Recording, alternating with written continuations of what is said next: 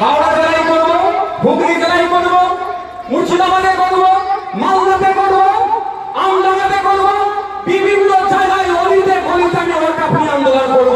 ক্ষমতা থাকলে মমতা ব্যানার্জিকে বলে দিতে বলো আমাদের আন্দোলন বন্ধ করে দিতে।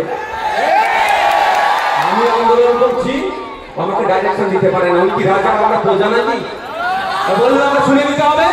আমরা সবাই রাজা এই রাজার দেশে। আন্দোলনটা শান্তিপূর্ণ, গণতান্ত্রিক প্রক্রিয়াতে হতে হবে। হিংসা দিয়ে কোনো জিনিসের সমাধান হয় না। যা হিন্দু ভাইদেরকে কি বোঝাচ্ছে, ওয়াকফ বোর্ড যেখানে ঝান্ডা লাগাবে সেটা ওয়াকফের হয়ে যাবে। হিন্দু ভাইরা একটু ভয় পেয়ে যায়, তাহলে বলছে ঠিকই করছে মোদি, মোদিকে না ভালো লাগলেও বলছে না এক্ষেত্রে ঠিকই করছে। কিন্তু এই ধরনের আইন আছে কি? সম্পূর্ণ মিথ্যা কথা বলছে।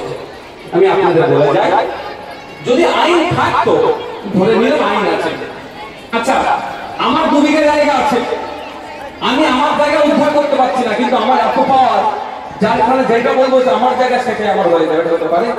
পশ্চিমবাংলায় এই মুহূর্তে প্রায় ৭৬,০০০ বিঘা ওয়াকফ সম্পত্তি উদ্ধার করতে পারেনি ওয়াকফ বোর্ড।